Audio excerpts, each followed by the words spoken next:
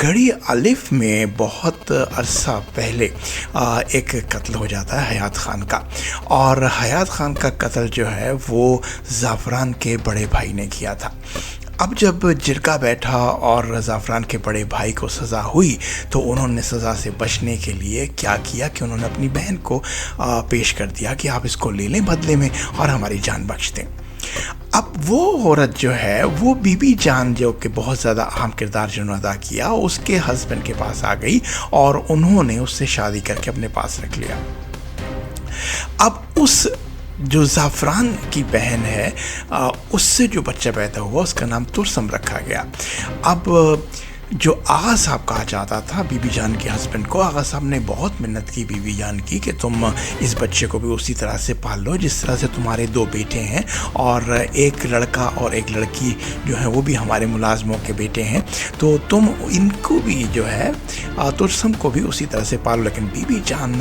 ماننے کو تیار نہیں ہوئی۔ بی بی جان نے کہا کہ ودیعت میں آئی ہوئی ایک لڑکی، ایک عورت کے بچے کو میں کس طرح سے ماں کا پیار دے سکتی ہوں، اور بس وہ اونچا نیچا نیچا اونچا ہوتا گیا، اور ترسم جو ہے وہ ایک نیگیٹو مائنڈ کا بندہ جو ہے شخص بن کر سامنے آتا ہے۔ اب بات کر لیتے ہیں کہ بی بی جان کے ہاں کتنی اولاد ہوئی۔ بی بی جان کے ہاں جو ہے ایک بیٹا جو ہے اس کا نام جو تھا وہ شیر دل خان تھا، اور دوسرے بیٹے کا نام جو تھا وہ تھا زربلند۔ اب میں یہاں پر ڈرامے میں صرف انہی کے وہی نام لوں گا تاکہ آپ کو انڈرسٹینڈ کرنے میں آسانی ہو، بجائے اس کے کہ میں ساتھ ساتھ ان کا اصل نام بھی دہراتا جاؤں، وہ نام بھی دہراتا جاؤں، کیونکہ جو کاسٹ جب اوپن ہوتی ہے نا تو بہتر یہی ہوتا ہے کہ کاسٹ کو سمجھنے کے لیے جو نام ڈرامے میں موجود ہیں انہی کو لے کر آگے چلیں۔ اب اس کے بعد جو ہے ایک اور جو ان کے ملازموں کا بیٹا تھا اس کا نام تھا رستم، وہ بھی شیر دل کے ساتھ بھائیوں کی طرح پلا، اور ایک ان کی بہن تھی شیربانو بھی بی بی جان کے پاس ہی پلی۔ تو بی بی جان نے تقریباً 4 بچوں کی پرورش بڑے اعتماد سے اور بڑے نازو انداز سے کی، اور بہت خوبصورت انداز سے کی، اور شیر دل جو تھا وہ آغا صاحب کی وفات کے بعد جو تھا وہ قبیلے کا سردار بنا، اور جو زربلند چھوٹا بھائی تھا وہ پڑھائی میں لگا رہا، امریکہ چلا گیا، وہاں سے پڑھائی کر کے آیا، اور جو شہربانو تھی وہ بی بی جان کی خدمت وغیرہ کرتی رہی۔ اب رستم جو ہے ان کا سگا بیٹا نہیں ہے، لیکن بیٹا تو ہے، اور ملازموں کا بیٹا ہے، تو لیکن جان چڑکتا ہے شیر دل پر، مرنے کے لیے تیار بیٹھا ہے۔ تو اس کی جو بیوی ہے وہ گل ہے اس کا نام اس کا، اور وہ بھی بہت زیادہ بی بی جان کے اوپر جان چھڑکتی ہے۔ اب صاحبو یہ سلسلہ چل رہا ہے، اور پھر جو ترسم ہے، ترسم کے ساتھ جو اس کا ماموں ہے، ماموں جو ہے وہ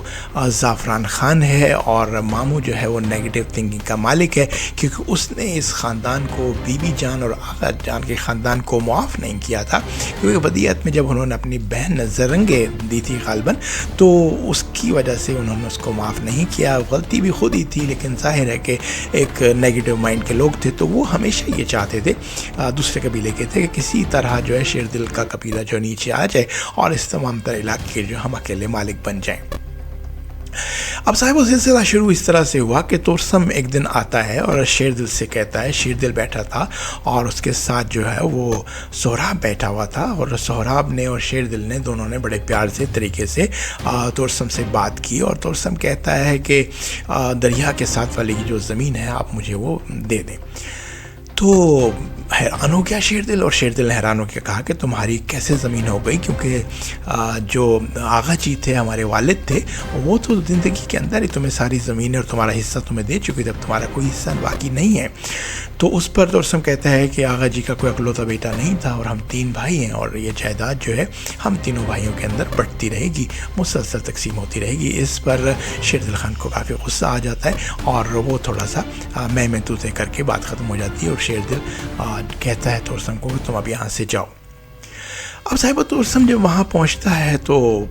جو اس کا ماموں ہوتا ہے زعفران خان، وہ اس کو اور نیگیٹو پڑھاتا ہے اور کہتا ہے تمہاری بےزتی ہو گئی، یہ ہو گیا، فلانا ہو گیا۔ اس پہ جو آ کے ترسم کیا کرتا ہے کہ ماموں سے چھپ کر یا کھل کے نہیں بتاتا، اور جاتا ہے اپنے بندوں کو لے کر اور شیر دل کے قبیلے کے اوپر حملہ کر دیتا ہے اور اس کے جانوروں کو بھی کافی کو نقصان پہنچاتا ہے، اس کے بندوں کو بھی کافی نقصان پہنچاتا ہے۔ اور شیر دل کے قبیلے والے جو ہیں سہراب اور شیر دل کے قبیلے والے جو ہیں بی بی جان کے قبیلے والے جو ہیں وہ ان کے کچھ بندوں کو پکڑ لیتے ہیں جو رات کو حملہ کرنے آئے تھے۔ اب ہوتا کیا ہے، اب ان بندوں کے ساتھ مار پیٹ ہوتی ہے، گھسیٹا گھساٹی ہوتی ہے اور پھر ان کو واپس کر دیا جاتا ہے۔ صاحب وہ بندے جب قبیلے میں واپس پہنچتے ہیں تو زعفران خان جو ہے، جب اس کو معلوم ہوتا ہے کہ یہ زخمی ٹوٹے پھوٹے بندے جو ہیں پٹ پٹا کے جو آئے ہیں یہ واپس کیوں آئے ہیں، اور زعفران خان کو بہت ظالم دکھایا ہے۔ زعفران خان ان سے پیار محبت میں بات کرتا رہتا ہے اور سبھی آڈینس حیران تھی کہ یہ تو بڑے پیار سے بات کر رہا ہے، تو اس کے ملازمین جو اس وقت زخمی کھڑے وہ ڈر کیوں رہے ہیں، لیکن زعفران خان نے اچانک جیب سے پستول نکالا اور تمام کو شوٹ کر دیا۔ وہ 3 بندے شوٹ ہو گئے، مر گئے، ختم ہو گئے۔ اور اس کے بعد جو ہے جب اس نے بلایا ترسم خان کو کہ یہ کیا سلسلہ تھا اور یہ کیا ہوا، کیسے ہوا، تو ترسم خان نے پھر سلسلہ جو ہے وہ بتایا، اور اس کے بعد زعفران نے سمجھانے کی بجائے اس کو مزید الجھا دیا اور کہا کہ اب بدلہ لینا تھا تو ذرا کھل کے لینا تھا، یہ کیا بات ہوئی، اس طرح سے تو بدلہ تم نے نہیں لیا بلکہ اپنی بےعزتی کروائی، میرا نام بھی خراب کروایا۔ اس پر صاحب اس کے بعد جو بات ہوئی وہ یہ ہوئی کہ شیر دل خان نے پیغام بھجوا کے ترسم خان کو بلوا لیا۔ ترسم خان یاد رہے، ذہن میں رہے کہ شیر دل کا اور ضربالن کا ستیلا بھائی ہے۔ ستیلا بھائی سے مراد یہ ہے کہ باپ ان کا تینوں کا ایک ہے، لیکن مائیں جو تھیں وہ مختلف تھیں۔ اب صاحب یہ بات کرنے کی ہے، بیچ میں بتاتا چلوں کہ آپ اس سے جو ریویو سن رہے ہیں وہ پہلی 10 ایک ساتھ کا سن رہے ہیں اور زنجیریں ڈرامہ ہے۔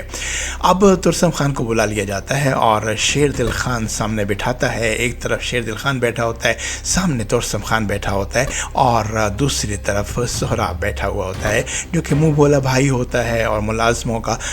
بچہ ہوتا ہے، لیکن شروع سے وہ ساتھ رہتا ہے شیر دل کے، اس لیے وہ بی بی جان کے بہت قریب رہنے کی وجہ سے بی بی جان بھی اس کو شیر دل سے کسی صورت کم نہیں سمجھتے۔ باتوں میں بات شروع ہو جاتی ہے اور پوچھا جاتا ہے، جب وہ زمین مانگتا ہے تو اس کے بعد جب اس سے پوچھا جاتا ہے کہ تمہیں حملہ ہوا تھا، اس کے بارے میں علم نہیں ہے کہ ہمارے قبیلے پر حملہ ہوا، ہمارے جانور بھی خراب ہو گئے، ہمارے آدمی بھی خراب ہو گئے، تو اس پہ ترسم خان کہتا ہے نہیں، مجھے اس بات کا مکمل علم نہیں ہے اور میں پتہ کرواؤں گا۔ بس اتنا سننا تھا کہ شیر دل خان کی جان جو ہے وہ چل گئی، کیونکہ شیر دل خان کو پتہ تھا کہ حملہ کروانے والا ترسم کے علاوہ کوئی ہے نہیں، کیونکہ زعفران خان کے دلوں میں اتنا تیل نہیں ہے کہ وہ اکیلا کہیں حملہ کر سکے یا کچھ کر سکے۔ بس شیر دل خان سے برداشت نہیں ہوا اور اس نے پانی کا گلاس جو ہاتھ میں تھا وہ سیدھا کا سیدھا ترسم خان کے منہ پر دے مارا۔ اب صاحب ترسم خان ایک ذہنیت ایسی، یہ ترسم خان سامنے نظر آ رہا ہے جو داڑھی والا ہے، اور یہ دوسرا جو ہے یہ شیر دل خان ہے۔ اب بچپن سے محرومی کا سلسلہ جو تھا ترسم خان کے ساتھ جاری تھا، اس کی ماں بھی تھی، جو حساب اس کے ساتھ ہوا وہ بھی ایک زیادتی کا سلسلہ تھا، پھر اس کو استعمال کرتے ہوئے زعفران خان نے بہت اچھی طرح سے اپنے کارڈز کھیلے اور اب اس نے ترسم خان کو پوری طرح سلگا دیا تھا کہ وہ جو ہے وہ حملہ کر سکے یا تباہی مچا سکے یا کچھ ایسی چیز کر سکے جس سے حالات اور خراب ہو جائیں۔ ابھی ہم صرف ترسم خان کی اور ان 2 بھائیوں کی بات کر رہے ہیں تاکہ بات جو وہ ایک طرف رہے، اور یہاں پر فیملی کے دوسرے میٹرز بھی ہیں، ان کو بھی ہم آہستہ آہستہ سے انفولڈ کریں گے تاکہ آپ کو جو ہے پوری کہانی سمجھ آ جائے۔ اب بات بڑھتی چلی جا رہی تھی، اس پہ برداشت نہیں ہوا اور باتیں کرتے ہوئے کئی جگہ ایسا ہوتا تھا کہ زرانگی جو تھی، اس کی ماں تھی جو ودیت میں ملی تھی، اس کے اوپر کوئی نہ کوئی طنز کر دیتا تھا اور کہتا تھا کہ تمہارا ماموں جو ہے زعفران خان وہ ایک بے غیرت آدمی ہے، کیونکہ اس نے ساری چیزیں خود فیس کرنے کی بجائے اپنی بہن کو ودیت میں دے کر جان چھڑا لی تھی، اور وہ بہن جو تھی وہ ماں تھی ترسم خان کی۔ اب کچھ ایسی بات جب اس کو پتہ چلتی ہے کہیں اور سے بھی ہوتی ہوئی تو وہ سارے کام چھوڑ کر پھر قبیلے پر آتا ہے اور شیر دل خان کے جو ٹھکانہ ہوتا ہے، جو وہاں پر ملازم بیٹھے ہوتے ہیں، وہاں پر آتا ہے، مار دھاڑ کرتا ہے، اس کے ملازموں کو مارتا ہے اور مالا دھاڑی کے اندر اس کا ملازم جو ہے شیر دل خان کا فائر کرتا ہے، وہ فائر شیر دل خان کے اپنے ہی ملازم کو لگ جاتی ہے اور یہ جاتے ہوئے ان دونوں شخص کو مار کے چلا جاتا ہے۔ وہ ہاتھا پائی کے اندر ترسم خان ان کو دونوں کو ختم کر دیتا ہے، اور اس کے بعد جب شیر دل خان اسے بلاتا ہے ترسم خان کو اور کہتا ہے کہ تم نے قتل کیا، تو اس نے کہا میں نے قتل نہیں کیا، بلکہ ہاتھا پائی کے اندر ان کو گولی لگی ہے، یہ مر گئے ہیں، میں کچھ نہیں کر سکتا۔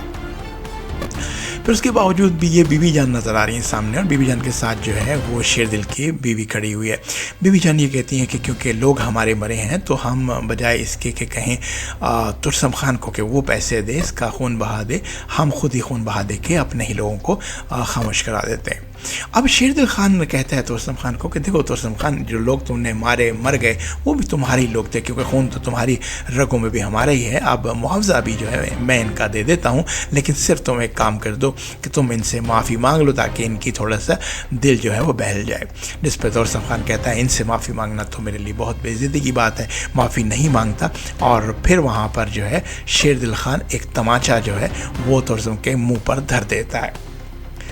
جس سے ترسم خان جو ہے وہ بہت زیادہ بےتاب ہو جاتا ہے اور زخمی شیر کی طرح جو ہے پاگل ہو جاتا ہے، اور وہاں سے جاتے ہوئے کہتا ہے کہ اب مجھ سے شیر دل خان تمہارا کوئی واسطہ نہیں ہے اور مجھ سے اب بچ کر رہنا۔ اب یہاں پر ایک بات اور گزارش کرتا چلوں کہ جتنی دیر یہ فسادات جاری رہتے ہیں تو زربلند خان جو ہے وہ شیر دل کو اور ترسم خان کو اپنا بڑا بھائی سمجھتا ہے، اور جب بھی کوئی بات ہوتی تھی شیر دل اور ترسم خان اور سہراب کے درمیان تو زربلند خان جو ہے وہ جا کر بات کو ٹھنڈا کرنے کے لیے ترسم خان سے ملتا تھا اور اس سے پیار محبت کی بات کرتا تھا اور کوشش کرتا تھا کہ وہ واپس اپنی جگہ پر آ جائے، لیکن بات بگڑتی جا رہی تھی۔ اب منہ پر تماچا کھانے کے بعد پورے قبیلوں کے سامنے، دونوں قبیلے کے لوگ سامنے تھے، ترسم خان سے بات برداشت نہیں ہوئی، اور اس کے جو ماما جان ہیں اور عدنان صدیقی کا کردار جو ہے وہ کردار ادا کر رہے ہیں ماما جان کا، زعفران کا، وہ یہ کہتے ہیں کہ اب کھیل ختم ہونا چاہیے اور کچھ ایسا کرو کہ بات اب ختم ہو جائے۔ اب ترسم خان مکمل تیاری کرتا ہے، اور اسی اثناء میں خواتین و حضرات احسن خان کردار ادا کر رہے ہیں شیر دل خان کا۔ شیر دل خان کی طبیعت کچھ خراب رہنا شروع ہو جاتی ہے، کھانا ختم کرتا جا رہا تھا، بھوک ختم ہوتی جا رہی تھی اور بیمار سے رہنے لگ جاتا ہے، اور اس کی بیوی جو ہے گل جو ہے وہ بتاتی ہے بیوی جان کو کہ بیوی جان اس طرح سے سلسلہ چل رہا ہے اور انہوں نے کھانا پینا بالکل بند کر دیا ہے، ان کی حالت جو ہے دن بدن جو ہے وہ خراب ہوتی جا رہی ہے۔